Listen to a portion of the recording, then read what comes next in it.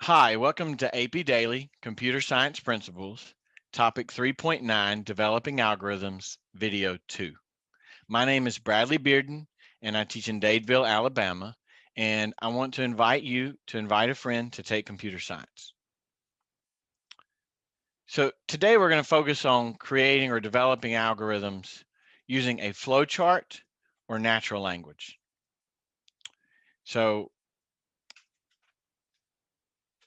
And one of the things I wanted to point out was the exam reference sheet for when you're working with a robot. So that was definitely something that you should look at so that you understand each of these commands. So let's get started and let's look at an example. So you have the grid of squares at the bottom right, and the triangle represents the robot, and it's initially facing up, and your goal is to get the robot into the gray square. So once you start thinking about how might you move that robot to get it into the gray square?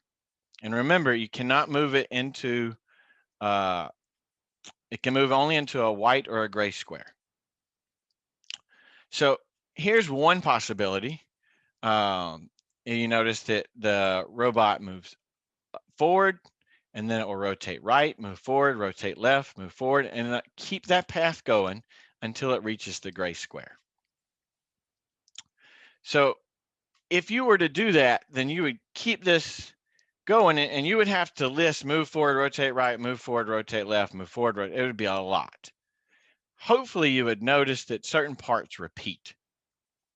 So since we have these parts repeating, it's probably better to just represent those with iteration. So let's look at how we might do that. So we're kind of asking this question, have I reached my goal? And then those same move forward, rotate right, move forward, rotate left that we were using before are now just inside that. Every time I ask that question, have I reached my goal, I'll do those commands. And then I will go back. You'll notice the loop goes back and I ask the question again. So I'll repeat those 4 commands until I reach the goal. And this can help you better see the flow of the entire algorithm if you use the iteration instead. Now, here's what this might look like in pseudocode on the right-hand side here. So you repeat until the goal is reached, you move forward, rotate right, move forward, rotate left. So this is an algorithm that uses iteration. Now, let's look at a different scenario where we're trying to calculate the cost of our bill. So we're at the store and we know this information that all green tag items are 25% off, all red tag items are 60% off, and that the tax is 10%. We're only going to get one item, so we need to find an algorithm that uses selection or iteration to find the cost of that one item. So you might think, how might that look? What would I do first? Well, first thing, you'd have to select your favorite item. All right, and then you want to go ahead and record the cost of that item. Now, if you were checking if it had a green tag, and you know that's 25% off. So remember, if it's 25% off, you're still paying for 75%.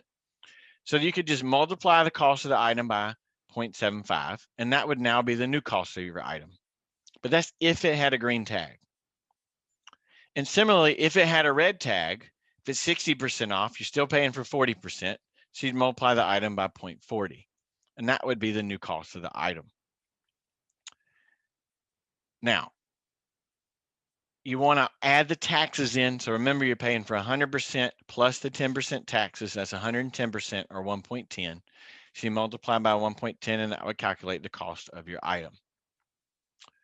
But this one required, if you notice, this algorithm required that 3 and 4 both said if it had a green tag or if it had a red tag.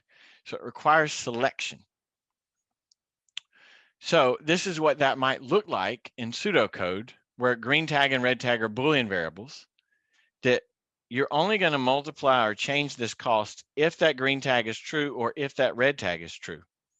And no matter what, the taxes will be calculated. So this is an algorithm that uses selection. All right, let's do an example on our own. So I'm going to introduce the problem, and in a minute, I'm going to want you to pause the video. So we have a game, and in that game, each player has 4 attempts or chances to get the greatest score possible. So in each attempt, the player is going to select a random number from 1 to 10.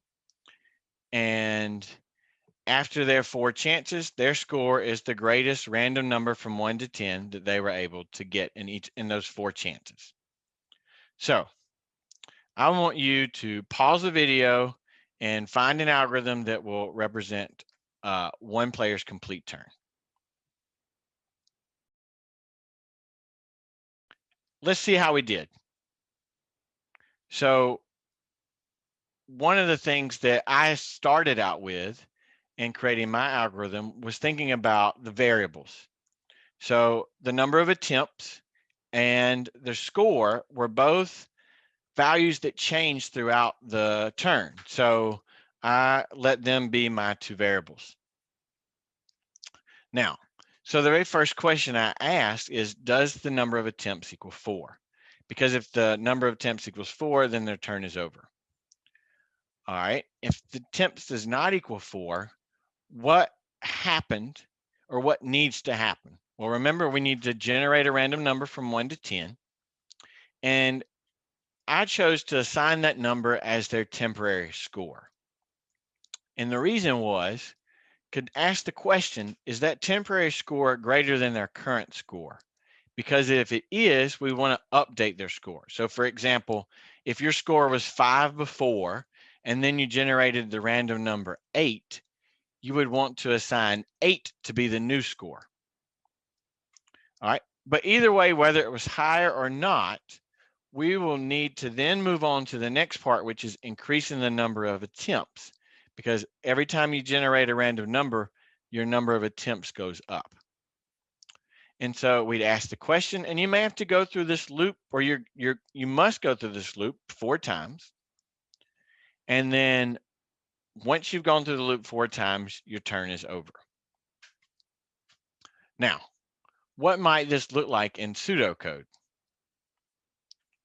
Well, just like before, initialize the variables. The repeat until, that represents my iteration. And the if represents my selection. So this algorithm involved both selection and iteration. So what should we take away? Well, you need to be able to work to create an algorithm that will match your goal. And that algorithm, it might require iteration, it might require selection, but either way, you need to be very careful how you sequence your algorithm so that things are going to work exactly like you want them to work. So you can keep practicing in your programming language and keep working to try to create algorithms to accomplish your goals.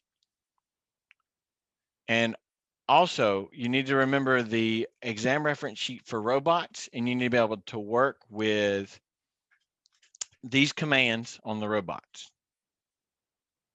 Thank you.